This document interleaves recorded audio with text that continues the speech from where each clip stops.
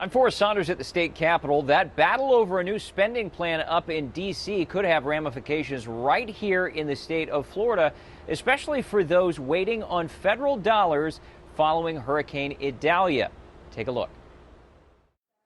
When we last spoke with Leah Gore, her Cedar Key art shop looked like this, and she worried it would take a month to reopen. Don't forget about us. Just because we're a little crumbly right now doesn't mean we're not here. The good news, she beat expectations, getting back to business in only a few weeks, posting recently doors are open, but that foot traffic in town is low. Gore, one of many in the Nature Coast, struggling to find footing after Idalia.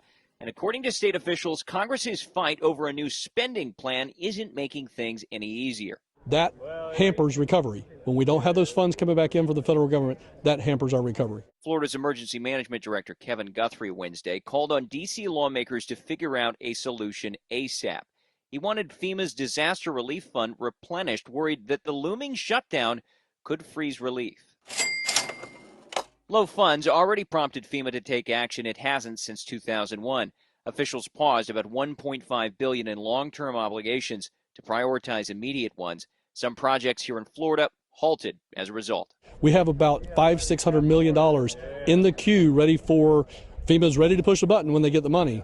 But we got to make sure Congress and the Senate get us that money. Guthrie's call comes a day after FEMA's director told a congressional committee how dire the situation is getting, urging they avoid a shutdown making things worse. There are times when disasters outpace our appropriated funds, and we are in such a moment today.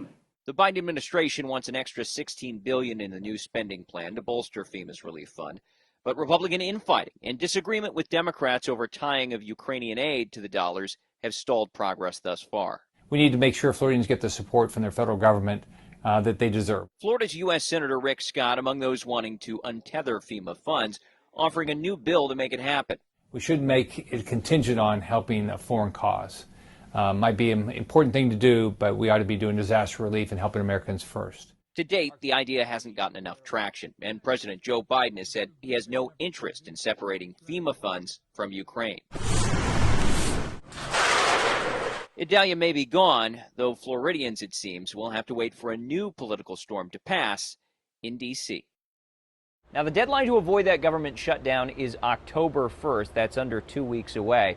It's important to note the federal government has been here before. In fact, if we do get a shutdown, it will be at least the fourth time in the last decade. We'll have to wait and see if Congress can make a compromise in these final moments before we reach October 1st. That's the latest out here at the state capitol. I'm Forrest Saunders reporting.